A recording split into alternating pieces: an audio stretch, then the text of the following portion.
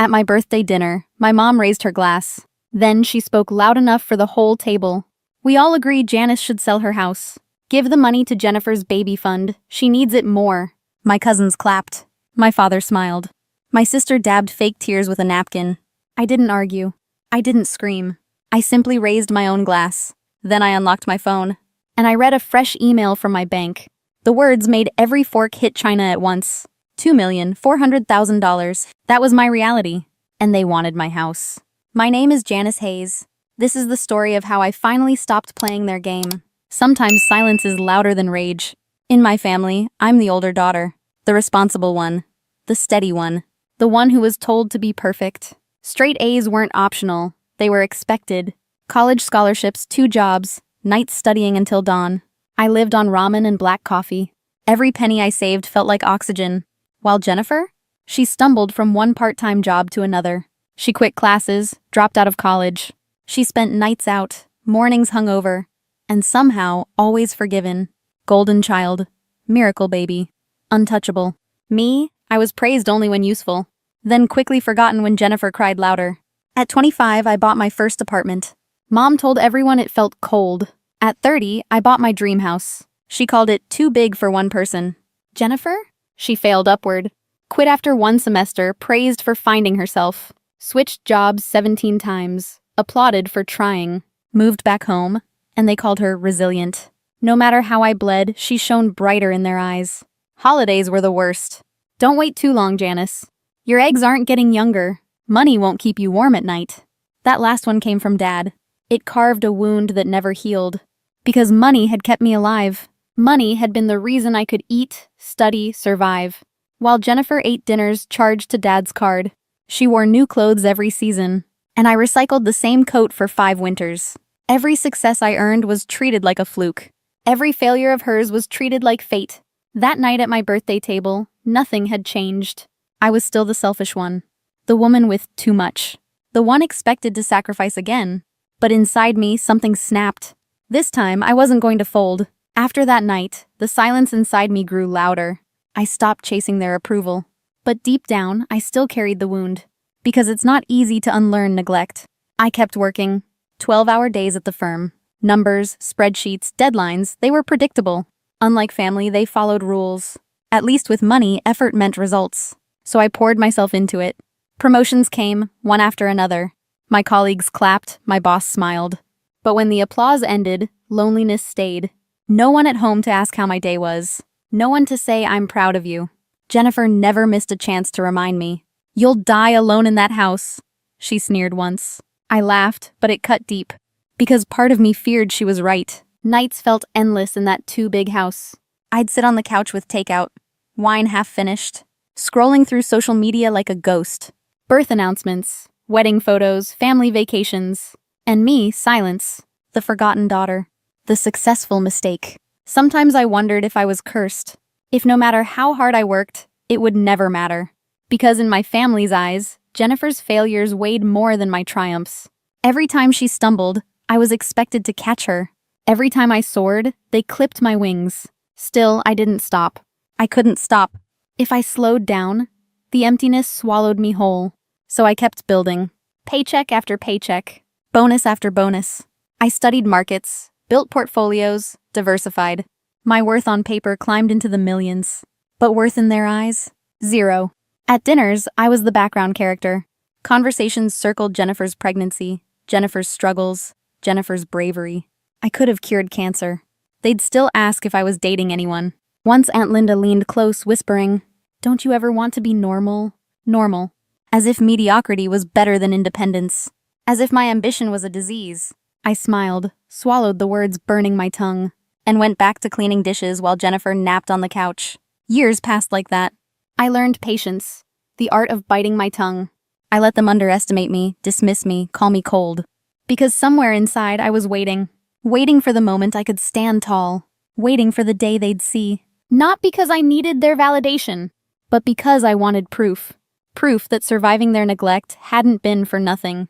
And when that moment finally came, it was sharper, louder, and more devastating than I ever imagined. The birthday ambush was only the beginning. The room was buzzing with fake warmth. Forks clinked against plates, glasses half full of cheap wine. Then Mom stood up. Her voice rose above the chatter. "We all agree," she said, eyes sweeping the table. "You should sell your house. Give the money to your sister's baby fund. She needs it more." My cousins clapped like trained seals. Dad smiled, proud of her announcement. Jennifer dabbed at her eyes, fake tears shimmering. I froze, fork still in hand. They really thought I'd give away my home. The house I bled for. The house I built brick by brick with sacrifice.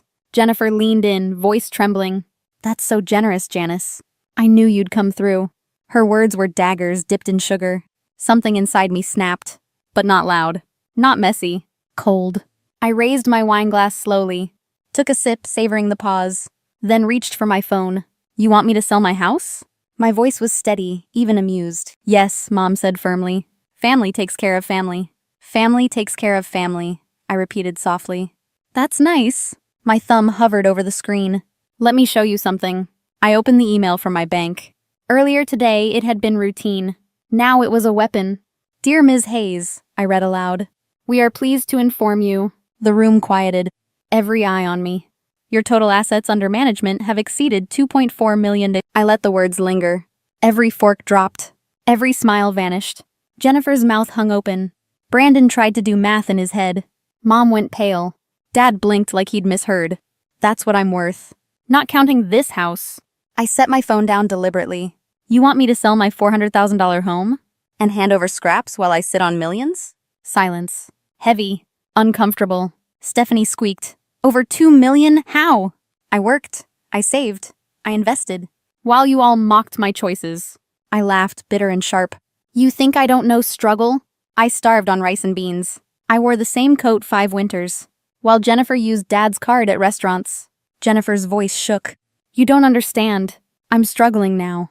"No," I cut her off. "You're reckless. And now you expect me to bleed for it." I leaned forward, eyes sweeping the table. "You never asked for help. You demanded everything. You tried to shame me in my own home." I stood, chair scraping against hardwood. My chest rose with years of swallowed rage.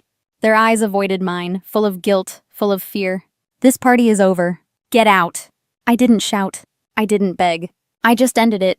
They came for my house. Instead, they left with the truth. The text didn't stop. Buzz after buzz, one guilt trip after another. "Mom, you humiliated us. We only wanted what's best." "Dad, you embarrassed the family."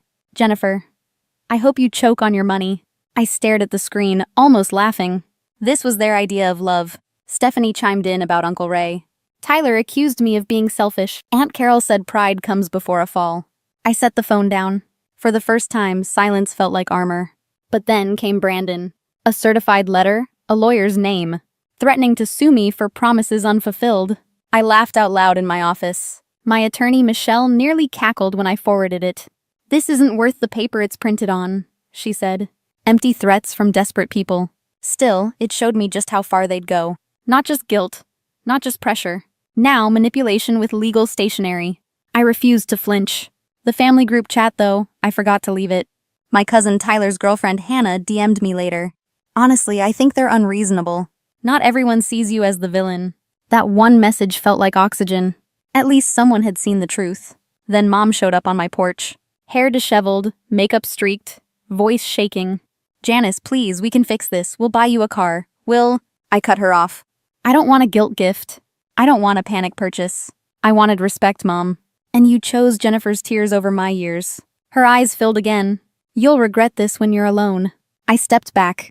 "No, I regret waiting 32 years to say no." She left with her shoulders slumped, but my own stayed straight. That night, I poured wine. Reread the bank email. 2.4 million. My number, my life, my proof. The phone kept buzzing on the counter. More missed calls. More desperate pleas. I let it ring. For years, I'd begged for crumbs. Now they were begging me. The power shift was dizzying and intoxicating. I thought of all the birthdays forgotten. All the nights I stayed late at work, building something no one believed in. Every insult disguised as advice. Every reminder that Jennifer mattered more. It hit me. I'd already been alone all this time. But now, at least, I wasn't invisible. I was undeniable. And as I sipped, I thought, maybe family isn't blood. Maybe it's the people who clap when you rise, not cheer when you're asked to fall. They wanted my house. Instead, I gave them the truth. And it was worth more than any mansion. The morning after, the house was quiet. No buzzing phone. No guilt bleeding through the walls. Just sunlight cutting across my living room. I sat at the same table where everything had exploded. Where my mother demanded. My cousins cheered. My sister wiped fake tears. And I realized something. I didn't lose my family that night. I lost the illusion of having one. The truth is, they never celebrated me. They tolerated me when I was useful, dismissed me when I wasn't. And that's not family. Family shows up on your birthday. Family asks about your dreams. Family doesn't measure your worth by what you can hand over. I used to think setting boundaries was cruelty, that saying no was selfish. But it's survival. And it's freedom. Because here's what happened next. I created my own circle. Friends who remember the little things. Colleagues who respect my work. People who clap when I rise.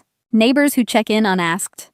Who bring soup when I'm sick. Who remember my dog's name. That's family too. And as for Jennifer, she'll have to build her own life. Her child will grow up learning that not everyone gets bailed out. Some lessons hurt, but they're necessary. I'm not her safety net. I'm not their investment. I'm not the villain in their story. I'm the author of mine. Page by page, choice by choice. Without begging for permission anymore. And maybe one day, I'll sit at a birthday table, surrounded by people who chose me. Not out of obligation, but out of love.